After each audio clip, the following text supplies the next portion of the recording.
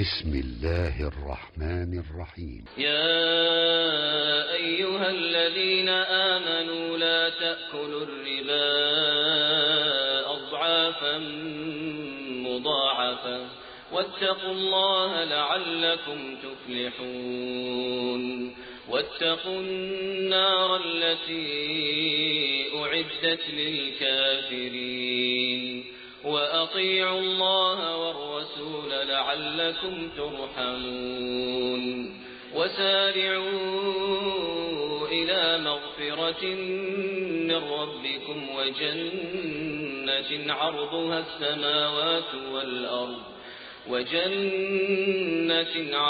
السماوات والأرض أعدت للمتقين الذين ينفقون في السراء والضراء والكاظمين الغيظ والعافين عن الناس والله يحب المحسنين. والذين إذا فعلوا فاحشة أو ظلموا أنفسهم ذكروا الله فاستغفروا لذنوبهم ومن يغفر الذنوب إلا الله ولم يصروا على ما فعلوا وهم يعلمون. أولئك جزاؤهم مغفرة من ربهم وجنات تجري من تحتها الأنهار خالدين فيها ونعم أجر العاملين. قد خلت من قبلكم سنن فسيروا في الأرض فانظروا كيف كان عاقبة المكذبين. هذا بيان للناس وهدى وموعظة للمتقين.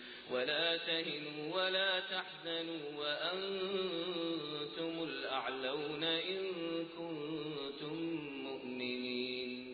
إن يمسسكم قرح فقد مس القوم قرح مثله وتلك الأيام نداولها بين الناس وليعلم الله الذين آمنوا ويتخذ منكم شهداء والله لا يحب الظالمين. وليمحص الله الذين آمنوا ويمحق الكافرين. I greet you all with the universal salutation of Assalamu alaikum wa rahmatullahi wa barakatuh. I was asked to reflect on a verse in the Holy Quran, and it's difficult to reflect on anything at this moment or anything right now without having due regard to the immensity and intensity of the moment that we're all living through. This moment which tests and bends us in ways that many of us could not have imagined just a couple of weeks ago. But I mean, here we are. So I chose Ayah 139 from Al-Imran, a verse that I thought speaks to not only a sense of resilience, but also faith and hope. Wallah tahinu, wallah tahzanu, wa antumu Allah launa in kuntu mu'minin. Do not weaken or grieve, you shall have the upper hand, should you be faithful. This verse was revealed after the Battle of Uhud, an encounter that left the then emerging Muslim polity battered and bruised, when it seemed as if all hope was lost surely. And not to stretch this comparison beyond its breaking points, but I imagine this is a kind of hopelessness that typifies the moment that many of us are experiencing right now. Low morale pervades everywhere, and I think it's a situation that's likely to persist. I mean, it's hard to measure what tomorrow looks like, never mind next month or next year. And so why this particular ayah resonated is that in the first part, it provides what reads like an invocation. Do not weaken, do not grieve. Wallahi, Wallah tahinu, Wallah tahzanu. I describe this as an invocation because the words read like a rallying cry for us to dig deep in the midst of deep uncertainty, to cultivate a sense of belief and faith, not only in Allah the Almighty, but also a faith in ourselves as well as a faith in one another, which is something I'll come back to. What's interesting about this particular verse, though, further, is that it also alludes to this notion of grief, tahzanu, which roughly translates into the English equivalent for the word grieve. At the beginning of this crisis, I read a well-circulated article in the Harvard Business Review, and it touched on, or it articulated this concept of anticipatory grief. And I guess it described anticipatory grief as this deep feeling of angst when we especially don't know what the future looks like. And for sure, we don't know what the future looks like. Everything is up in the air. The second part of the verse reads like a promise, more of a promise, less invocation, in my reading at least, telling us that we shall have the upper hand. That is, we shall prevail should our faith sustain.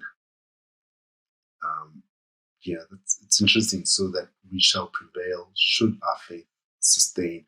But humbly, I read this part of the verse as being more than just conditionality, as the syntax may suggest, but rather reading much like a promise, in fact, a covenant, one that we form with the Almighty,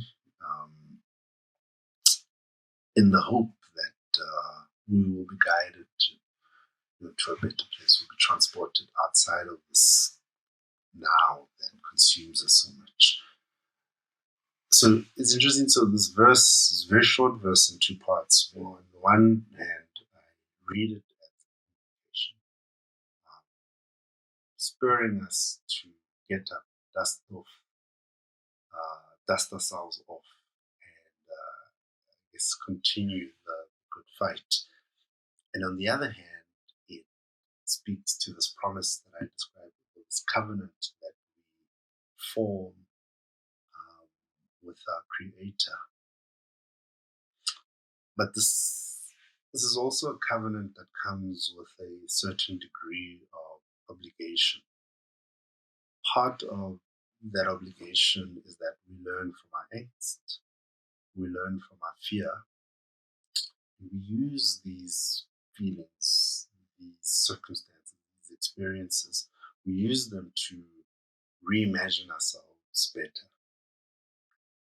In the midst of defeat at the Battle of the Hood, it might have been inconceivable that 100 years from then, 1,000 years from then, Islam and the teachings of Islam go on to shape the world in the most heightened ways. So this faith, this belief, of course, it's not a blind faith. It's not a inert state that you're just faithful. You're in this covenant that I described. Part of the obligation that I speak to is an insistence that we shake off this grief. We confront our weaknesses, excuse me, and we use our setbacks to fuel and energy to carry on. Of course, this notion of true believers, or to become a true believer, this must all be sustained by faith. In fact, most things must be sustained by faith. And faith isn't a passive state. It's akin to a muscle, one that must be exercised and tested throughout our lives. And the faith that we cultivate, especially in a month like Ramadan, is of course about our faith and belief in Allah, but also a faith in ourselves, a faith in each other, one which often, especially the latter part, is faith in each other, faith in one another. It often extends itself as a form of solidarity. So this idea of a covenant formed extends further. It extends to how we forge an outlook as a collective.